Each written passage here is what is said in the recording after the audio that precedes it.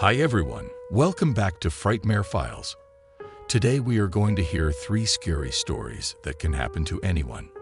Make sure to stay till the end to not miss the outcome.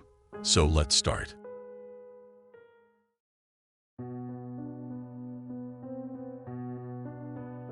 Since it's been a year after the incident, I figured this would be a good place to share it, as it about someone I never ever want to come across again.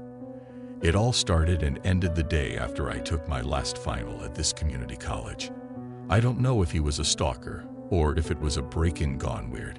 So from the beginning, I was so nervous that I was going to fail this one class and was not going to be able to receive my AA degree. Later in the day, I was out at the pool at my apartment complex with some friends and my roommates when I checked my phone and saw I passed my class. I got so excited I told everyone we were celebrating because I was the last one to have a final. It was 3 days before I got to walk and graduate with this degree that I decided we should have some fun before we all went our separate ways. As it got later into the night, we decided not to go out and to stay in. We invited a couple more people over and went on with the night. Around 2 in the morning, people started to leave and head top bed. The only people left were my 2 roommates, both of the people they were dating, and one other friend. We were still messing around, and because our apartment was on the 1st floor and next to the pool, we went to go night swimming. As soon as we were done with that, I was ready to just hang out and be in for good for the night. My roommates and the other friend all left to go somewhere else for a little while, which was fine, nothing out of the ordinary for me to be at home alone. I got some food and went to my room to hang out until they got back. The way my room is set up in our apartment, it's all the way in the back, farthest away from the front door and the patio door. My room is behind the kitchen, and you'd have to go through the whole apartment to get there. Because our apartment was in the front of the complex and near the pool, it was near the front gate. At the time, the gate was left open because it was broken. I have never had an issue with living this close up front until this night. My room has one big window, and you can easily see in my room when I don't have the blinds or curtains shut. I had a closet with mirror doors, which if you look in through the window, you can see every part of my room in it. So while I was waiting for my friends to get back, I fell asleep. The last time I looked at a clock, it was 3:30 in the morning. Also, key part in this, my bedroom light was on when I went to sleep. The next time I woke up, it was around 5:30 am. There were slow flashes going off. It was like I had a strobe light going off in the corner of my room. I woke up really confused and thought it was my friends coming back to mess with me. Once my eyes got more adjusted, because the room was now dark, I realized that it in fact was not my friends messing with me, but a single man who was at least 6'0", wearing a green Nike hoodie with the hood on, in the corner of my room by my closet, holding a phone up, taking pictures of me. Mind you, I had tiny Sophie shorts on with one of my legs hanging out of my covers. I don't think he realized I'd woken up, and when reality sunk in, I said, "What the fuck?" And instead of coming at me or running out of my room, the man put the phone down and walked out of my room, not saying anything, not in a panic, just walked out. Me, being the dumbass I am, ran after him saying, "Hey." I tried to follow him out, but once I got to the front door, I didn't see him anywhere. Ran back inside, woke up all my roommates asking if they were messing with me. When they said no, I called the police.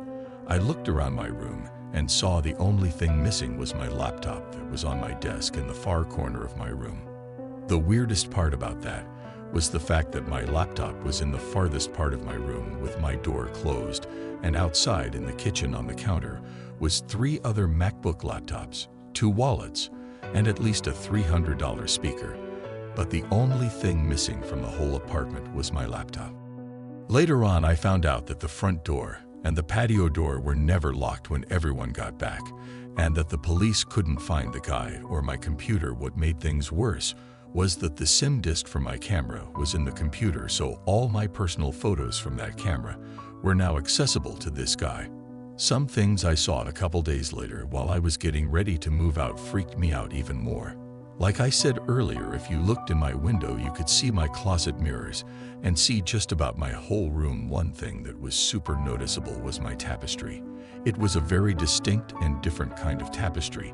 It has two wolves howling up to a moon and is all black and white. One day when I was packing my car, I happened to look up. It was starting to get dark, and as I looked up, I noticed in the apartment above mine, through the blinds on the wall, was the exact same tapestry as the one that was in my room. What creeped me out even more was the fact that I had little purple lights I put on it for my mom because she knows my favorite color is purple. In that room above, the lights in the fan were switched out for purple ones. As if I wasn't creeped out enough, an all-black cat came up to the window and my stomach started to feel weird because the year before I was still living in my room, I got a baby kitten that was all black. In the end, the guy was never found, and I never saw his face, which freaks me out to this day, and I hope I never come across him again. I never got my laptop back and never found my SIM disc to my camera.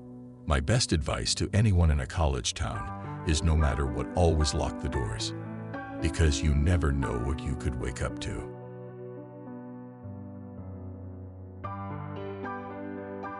Me and my family were planning to stay over at my aunt's house in Pennsylvania for the weekend. Me and brother were going alone with my aunt's brother. Me and brother are very close to him, so I never felt a weird vibe. We just got off Nij, and it started turning dark. We were still on the road. I have this strange feeling that someone was following us. We were only 20 minutes away from our aunt's house, so I didn't really think of it. Until this car, it looked like a gray but small car, one of those standards cars. I had the feeling it was following us for the past 20 minutes driving to my aunt's place. That car was following us. Just to let you guys know, I'm one of those people who will be very paranoid about everything. We just pulled up to house. The car behind us started to slow down. When we pulled over, I saw it turn their right, and it was like there was no sign of the car. It is on. My aunt has these two big windows showing outside, and my aunt's house is really big, so it's showing you down at the ground. It's currently 2:15 a.m.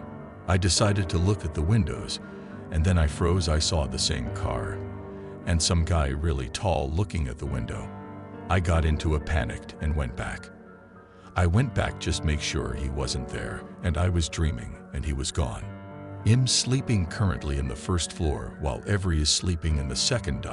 If I were asking where my brother is, he is upstairs with my mom. But I woke up to basement door being open. I could see a figure coming out and then running towards fast.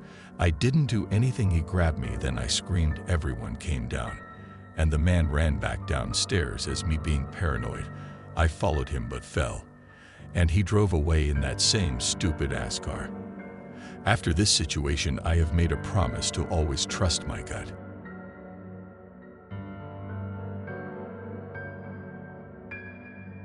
A little background story. I'm Tessa, in 14. I live in Minnesota, and I go to this one campground up north in the kind of middle of nowhere. I've gone to that campground for 11 years and still go there to this day. It's been open for only a year or two before I started going there. My mom is really popular there. We know everyone. They always are having a party or staying up till 1 o'clock drunk as fuck. This particular night haunts me forever. Me and my friend Chloe were best friends. She was the shy brunette, and I was the wild blonde. She always had this thing where she never liked sleepovers. This one night, me and her planned on having a sleepover in a text outside her actual camper. Our parents did not stay out late that one night for some reason. We had a fire and did regular camping things. It was about 1 when we decided to go in this shower house with showers and bathrooms. It was one of the best campgrounds in North America. It's a fact, not my opinion actually. So we were in the shower house planning to just hang out because the shower house and the lodge is the only place that has Wi-Fi. My data does not work because it is in the middle of nowhere. So we plan on staying there till 3 a.m. We are at about 2 a.m. and we need chargers. We go to her camper and grab our chargers, and on our way back we're outside the door for some air before we go inside. Chloe is on her phone, and around the corner behind her is an old guy, or maybe a woman, looks to be 100 years old, and is walking a rat. Looks like one at least. I scream and tell her what I see, and the guy has a crazy smile on him. We run as fast as out long legs let us about 2 steps till we get inside. I start crying because I'm so scared, and she is freaking out because she does not know what was just behind her back. The plug in our chargers and hesitate to call either of our parents. We feel like they would get really mad at us and not even believe us. And we were out till 3 a.m. We were not even supposed to be up past 1 on that night, so now we're freaking leave **** out and ready to just bust out the door. We've been in there for an hour at this point, past the time we saw the creepy old man, and we hesitate to open the door, but end up opening the door. I'm thinking that we're going to die, and we ran out the door.